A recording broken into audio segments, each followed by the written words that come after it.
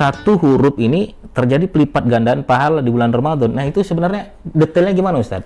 Untuk kenapa mereka tuh pengen tahu sebenarnya baca Quran di bulan Ramadan tuh pahalanya sebesar apa, Ustaz? Ya. Allah.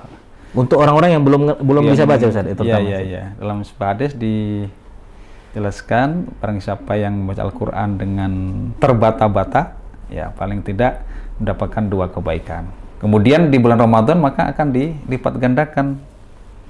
Ya, lipat gandakan di sini ya hanya Allah yang mengetahui ya seberapa besar Allah melipat gandakannya ini sesuai dengan mujahadah dan keikhlasan kita di dalam beribadah, terutama membaca Al-Quran. Nah, itu Ustaz. Insyaallah. Berarti tepat lah mereka, Ustaz, ya, tetap belajar. Kadang begini, Ustaz, masa Ramadan gua baru belajar sih, pengennya Ramadan udah bisa nih. Cuman udah kejadiannya udah pas Ramadan nih, mau nggak mau dia harus belajar lagi. Tapi setelah Ramadan keimanannya turun lagi, Ustaz. Nah, ini penting lagi, Ustaz, untuk anak muda. Nanti adik-adik boleh bertanya di sini ya. Anak muda ini biar relate aja, Ustaz. Mereka ada semangat yang sangat luar biasa ya untuk melakukan kebaikan ya, kemudian mereka pengen tahu shortcut terjadi pelipat gandaan pahala di bulan Ramadan. Nah, kemudian setelah bulan Ramadan, ya kadang kembali lagi ya keimanan mereka turun lagi nih, Ustaz, ya. Ya mungkin saya juga sih, bukan mereka juga gitu. Ya. Gimana, Ustaz? Biar kita nih nggak Ramadan aja semangatnya, Ustaz. Ini kan Ramadan lagi semangat-semangat ini. Jam 3 ada bangun, sholat tahajud, kita ke masjid, ya. Semangatnya luar biasa, tapi ketika jangan Ramadan, akhir Ramadan pun kita sudah mulai turun. Mulai turun. Nah, apalagi setelah hilang Ramadan nih. Nah, cara menjaga keimanan kita nih, Ustaz, biar selain niat tadi, Ustaz, ya. Kita sudah niat dengan sungguh-sungguh. Tiba-tiba semangat kita turun lagi nih, Ustaz. Di bulan Ramadan, Ustaz. Nah, ini juga nasihat untuk diri saya, Ustaz. Ya, salah satu indikasi bahwa Ramadan kita sukses ya, ataupun istilahnya dapat Lailatul Qadar ya, bahasanya kan gitu di 10 hari terakhir. Ya, yang pertama, setelah Ramadan itu ada peningkatan dalam amal ibadah kita. Ya, secara umum ya, baik ibadah sholatnya, ibadah baca Al-Qur'annya, sodakohnya, kemudian attitude kita, akhlak kita, itu semuanya ada peningkatan. Nah, jadi apa yang sudah kita peroleh di bulan Ramadan itu, nilai-nilai ya, nilai-nilai kesabaran, nilai-nilai keikhlasan, kemudian kesungguhan, itu ayo terus dijaga sampai setelah Ramadan. Nah, caranya yang pertama, ketika bulan Syawal kita ikhtiarkan untuk puasa Syawal untuk menjaga itu tadi. Biasanya kan kalau udah Syawal kita udah balas dendam semuanya, lepas semua ya, semua yang ada kita makan, pengennya dinikmati semuanya. Ya, sehingga ketika kita tidak bisa mengontrol keinginan itu, ya sehingga bisa lepas itu semangatnya. Nah, untuk menjaga semangat ibadah kita, upayakan menjalankan ibadah puasa Syawal. Nah, boleh langsung 7 hari berturut-turut mulai dari hari kedua sampai hari ke-8, atau diselang-seling, atau Senin Kamis. Seperti itu. Ya. Oke. Ya. Begitu ya. Jadi tetap harus mungkin di bulan-bulan lain juga ya, bisa puasa juga. Lain juga. Kalau santri kan biasanya Senin Kamis paling tidak itu. Jaga. Dan dengar kajian juga penting ya, Ustaz, ya. Betul. Oke, insyaallah ya. Masya Allah nasihat ini karena menjaga keimanan itu ibarat kata kayak kita siram tanaman lah ya. Saya juga beberapa kali makanya ada salah satu teman saya, Ustadz, itu di rumahnya itu 24 jam Quran, Ustadz. Saya tanya kenapa sih 24 jam Quran? Kita tidur emang nggak terganggu katanya, karena untuk menjaga keimanan katanya. Masya Allah. Kemudian habis subuh itu TV-nya segede ini, Ustaz, itu hidup kajian-kajian. Sampai nanti zuhur dimatikan sama dia. Nanti habis zuhur hidup lagi. Saya tanya, ini kenapa selalu ada kajian begini untuk menjaga keimanan katanya. Terus dia selalu pakai baju koko. Kenapa? Karena baju dalam ilmu psikologi itu bisa mempengaruhi karakter kita. Kalau kita pakai baju anak pang, kita bisa ikut-ikutan jadi anak pang. Kalau kita terus-terusan baju koko, ya baju-baju, nah seperti ini, ya. Jadi keimanan bisa bertahan, Ustaz, minimal lah. Malu lah, masuk baju koko mau begitu. Iya. Masya Allah. Dan juga teman juga sangat berpengaruh, Ustaz, ya, temannya, Masya Allah. Gaulan ya. Nah, adik-adik sekalian, masih semangat? Coba, mana suaranya? Tepuk tangan dulu. Coba, ada nggak yang di sini yang mau bertanya? Ya, bertanya pengalaman pribadi lah tentang Ramadan, tentang puasa, atau tentang kejahilan teman-temannya. Ya, mumpung ada Ustadz Mansur, silakan. Ya, ayo, ada tunjuk tangan, silakan tunjuk tangan. Ada yang mau bertanya? Oh ya. Ayo. Siapa tadi? Nah, silakan. Ustadz kan, saya kan masih. Sebentar, namanya siapa? Oh, perkenalkan, nama saya Muhammad. Oh ya, Muhammad. Saya bertanya, kan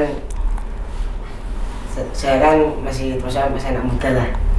Jadi wajar anak muda tuh kalau misal khususnya sebelum kayak Ramadan pas waktu itikaf. Oh, itikaf. Mesti pengen itikaf tapi nggak ada temen, tapi pas ada temen juga nanti diajak ngapain begini, jadi nggak fokus juga. Terus kalau sendiri juga kayak gabut. Nggak enak, ya. Dan anak muda kan wajar butuh kayak pendamping atau enggak butuh bimbingan juga lah. Itu gimana caranya supaya itikafnya itu semangat, Ustaz? Iya. Oh, Masya Allah. Luar biasa ya. Nah, gimana Ustaz? Nih, beliau ini ya kadang naik turun semangatnya ya. Kelas berapa, Mas? Kelas berapa sekarang?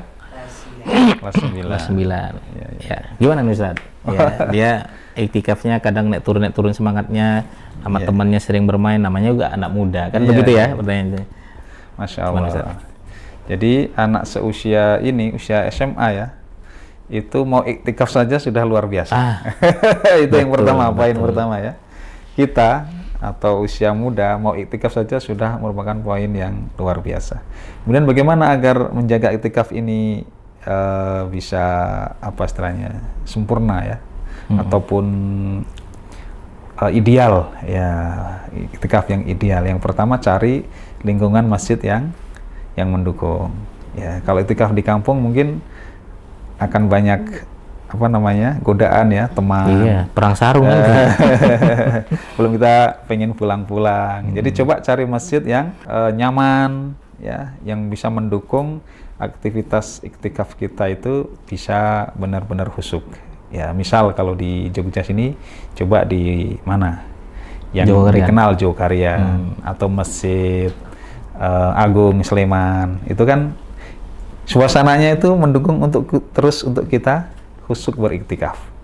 Ya, walaupun pasti ada aja itu godaannya, betul. Tapi tetap bagaimana? Ya, misal cari teman tuh 2 orang, 3 orang, tapi harus komitmen kita iktikaf ini, ayo yang serius. Cari masjid yang memang kondusif untuk kita menjalankan iktikaf dengan khusyuk, dengan nyaman. Ya, Masya Allah. Itu Mas Muhammad. Ya. Tapi justru ini Ustaz ya, ini menurut pengalaman saya juga, biasanya momen-momen lucu-lucu begini biasanya yang kadang betul. Dikangenin anak-anak muda gitu. Tapi nanti adik-adik ya kalau sudah berkeluarga akan kangen dengan momen-momen dulu. Ya, mana sih teman-teman saya dulu yang suka toel-toel saya gitu kan pas iktikaf gitu. Ya. Nah, itu juga menjadi histori yang bisa kita ceritakan ke anak-anak kita. Ya, gitu. Ya. Ada lagi nggak, adik-adik? Ada lagi nggak? Monggo. Cuci tangan, silakan. Ayo. Tanya apa saja. Lah, saya. Silakan. Nama siapa? Perkenalkan, nama saya Muhammad Adka Khalil Rahman. Barakallah.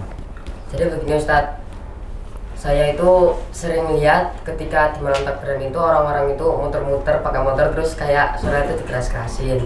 Nah, itu saya juga pernah bilang ke orang tua saya kalau saya itu mau ikut kayak begituan, tapi orang tua saya itu kayak ngelarang banget, kayak nggak bolehin banget begituan. Terus biasanya saya kalau di malam takbiran itu cuma disuruh berdiam diri di masjid terus ikut takbiran di masjid. Nah, jadi saya mau bertanya Ustadz, bagaimana hukum ketika di malam takbiran itu muter-muter naik motor yang lainnya gitu. Oke. Akhirnya ada juga yang bertanya hukum ya. Iya. Oke, sebelum ke Ustaz Mansur ya, saya cerita nih masa kecil saya di Medan tuh lebih ngeri lagi deh. Saya juga dulu di Medan tuh ya. itu bukan motor lagi. Jadi kita sarung kita gini-gini kan. Terus ada sound system yang sangat keras. Ya, kita takbiran ya. Jadi saya tuh dapat jadwal sebagai yang takbiran. Teman-teman saya yang gini-gini. Ada teman-teman saya yang bagian suara keras-keras. Jadi macam-macam ya, tergantung budaya. Ya, tapi momentum itu ya emang sebaiknya tidak dilakukan ya, terutama yang suara keras-keras. Sesuatu yang mengganggu itu jangan dilakukan sebenarnya. Kita sudah mulai berpikir, tapi karena saya dulu nggak berpikir, ikut saja. Dan itu adalah program masjid kita pada saat itu gitu. Tapi kalau sekarang orang sudah makin pintar dengan media sosial, ada yang etika yang nggak baik. Kalau dulu kan tidak ada media sosial sehingga tidak ada yang menasihati kita tentang etika itu. Tapi bagus ini Ustadz. Ternyata zaman sekarang masih ada nih Ustadz nih. Kira-kira gimana nih Ustadz? Hukumnya gimana nih Ustadz? Segala sesuatu itu hukumnya boleh ya, kecuali ada hukum syariat yang melarang. Nah, berkaitan dengan ini boleh dalam tanda kutip ya, harus menjaga itu tadi norma-norma kesopanan ya. Tetap boleh taraweh takbir kelilingnya tuh boleh sebagai wujud syiar kita ya, wujud meluapkan kebahagiaan. Betul. Habis puasa 30 hari ketemu teman-teman di kampung ya kan. Itu boleh. Takbir kelilingnya tuh boleh. Nah, tinggal yang seperti tadi yang pakai suara motor ren-ren yang keras-keras itu kan mengganggu kenyamanan, ketentraman. Mestinya kan takbir yang kenceng, ini malah suara motor. Nah, yang kayak gini nih yang perlu dihindari. Itu ya Mas, Mas Aska. Ya, boleh, kami juga kalau di kampung ada tradisi lomba takbir keliling ya, ada membuat replika Ka'bah dan sebagainya. Tapi kayaknya nggak ada suara motor. Tapi kalau motor ini yang kayaknya nggak ada. Betul. Dan itu tidak sesuai lah ya dengan momen yang begitu membahagiakan dan sakral ini. Jadi upayakan ya ikut, tapi jangan ikut-ikutan yang ini. Betul. Yang drum band nggak apa-apa Ustadz kali ya? Kalau drum band, terus apa lagi? Biasanya ada trompet, drum band, terus ya takbir. Yang pakai mic itu setiap kelompok kan bawa mic ya, itu betul dipersilakan. Syiar ya. Nah, tapi kalau yang mengganggu ketentraman, kenyamanan lingkungan, ya, apalagi dengan suara motor RX King misalnya, itu ganggu banget kan ya dihindari. Itu ya Mas Oska. Ya, tapi momentum takbirannya ikut aja ya. Mungkin bawa obor mungkin ikut aja sama teman-teman biar, karena itu setahun sekali, ikut aja lah. Mumpung masih muda ikut. Nanti ikut kan naik motor. Naik motor jangan. Benar. Tapi ada potensi nanti kalau seperti itu, misalnya pemuda ketemu pemuda antar kampung, nanti bisa memicu tawuran dan sebagainya. Ini momen malam Lebaran malah pada tawuran.